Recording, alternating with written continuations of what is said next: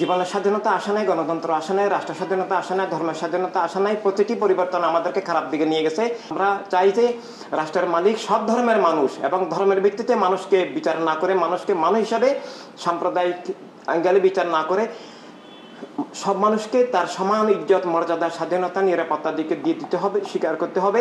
রাষ্ট্রের মালিক সব মানুষ, অতএব সব ধর্মের মানুষ, সব ধর্মের মানুষ তার স্বাধীনভাবে চলতে হবে। সব রাষ্ট্র এক ধর্মের এবং অন্য ধর্মের লোককে কোণঠাসা করা, সংখ্যাগুরু বলা, এগুলো আমরা ঘৃণা করি। একজন 1% হলেও কেউ সংখ্যালঘু নয়, 99% হলেও কেউ সংখ্যাগুরু নয়।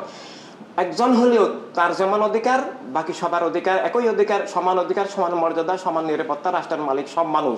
তো এখন যেগুলো চলছে, এটা ইন্ডিয়াতেও সাম্প্রদায়িক মানে বিভিন্ন রকমের অবিচার আছে, সেটা বাংলাদেশেও আছে, পাকিস্তানেও আছে, সারা পৃথিবীতে বর্ণবাদ আছে, বর্ণের ভিত্তিতে, ধর্মের ভিত্তিতে, গোত্রের ভিত্তিতে খুন-জুলুম, অবিচার। আমরা দেখলাম পাকিস্তানে যে শিয়া সুন্নির দাঙ্গার নামে মানুষকে হত্যা করছে। কোনো সুন্নি দাঙ্গা করতে পারে না, সুন্নি নামে ওয়াহাবি মতবাদের জঙ্গিবাদীরা শিয়াবাদী মানুষদেরকে হত্যা করছেন।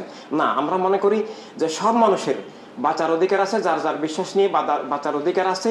তাই এই ধরনের সাম্প্রদায়িক দাঙ্গা দূর করে ধর্মের আসল শিক্ষা, যে স্রষ্টার ভালোবাসায় সব মানুষকে ভালোবাসা, সব মানুষের অধিকার স্বীকার করা, সব মানুষের নিরাপত্তা রক্ষা করার জন্য মানবতা রাজনীতি, মানবতা রাষ্ট্র প্রয়োজন। এইসব দাঙ্গা দূর হওয়া দরকার।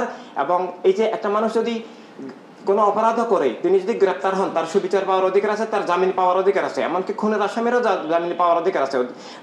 কোনো অপরাধ প্রমাণিত না হওয়া পর্যন্ত তাকে কেউ রুদ্ধ করে রাখতে পারে না। এবং এগুলো ধর্ম ধ্বংসাত্মক, মানবতা ধ্বংসাত্মক, এগুলো মারাত্মক রকমের সাম্প্রদায়িক দাঙ্গা হচ্ছে। ওখানে ইন্ডিয়াতে বাংলাদেশের পতাকাকে পদদলিত করছে, বাংলাদেশের বুয়েটের মধ্যে ইন্ডিয়ার পতাকাকে পদদলিত করছে। এগুলো কোনোটাই শুভ লক্ষণ নয়। এবং এইগুলো মানে এক জঙ্গিবাদী আচরণের প্রতিক্রিয়া আর একটা জঙ্গিবাদী আচরণ তৈরি হচ্ছে। এগুলো শান্তি সম্প্রীতি ধ্বংস করছে। এই শান্তি সম্প্রীতি ধ্বংস করার মধ্যে দিয়েই সম্ভবত উগ্রবাদী জঙ্গিবাদীদের অসৎ স্বার্থ নিহিত। আমরা সেটার নিন্দা জানাচ্ছি। হুজুর, 71 থেকে 75 শেখ মুজিব, 75 থেকে 81 জিয়াউর রহমান, 81 থেকে 90 এরশাদ, 90 থেকে 96 খালেদা, 96 থেকে 2001 শেখ হাসিনা, তারপর আবার খালেদা, এরপর শেখ হাসিনা। 24-এর অভ্যুত্থান, যার জন্য আসলে ছাত্র জনতা রাজপথে নেমেছে। মব জাস্টিস, বদল, মানুষের ফ্রিডম, স্পিচ, কথা বলার স্বাধীনতা।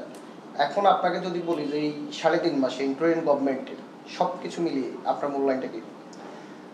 আমরা বাস্তবে মূল্যায়ন এখানে একেবারে স্পষ্ট যে জীবনের স্বাধীনতা আসে নাই, গণতন্ত্র আসে নাই, রাষ্ট্র স্বাধীনতা আসে নাই, ধর্মের স্বাধীনতা আসে নাই। প্রতিটি পরিবর্তন আমাদেরকে খারাপ দিকে নিয়ে গেছে।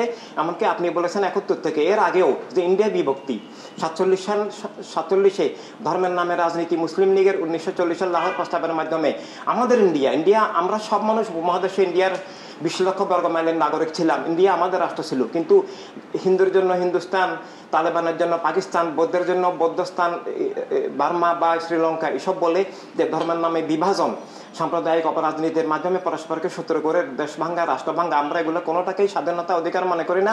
এবং এরপর পাকিস্তানি শাসক গোষ্ঠীর অন্যায় বিচারের কারণে পাকিস্তানও ভাঙলো। কিন্তু ভাঙার পর 71 থেকেও আমরা জীবনের স্বাধীনতা পাই নাই।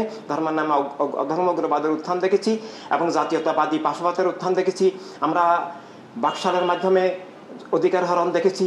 পরবর্তীকালেও খুন খারাপের রাজনীতি দেখেছি। এখনো পর্যন্ত এই যে 24-এ আবার গণতন্ত্রের নামে, অধিকার স্বাধীনতার নামে যে সমন্বয় চক্র বা বর্তমান আন্দোলন হলো, এরপর আমরা দেখলাম তার চেয়ে আরো অনেক বেশি খারাপ দিকে পরিস্থিতি চলে গেছে। আমাদের মাজারের সাথে আমাদের আত্মা জড়িত।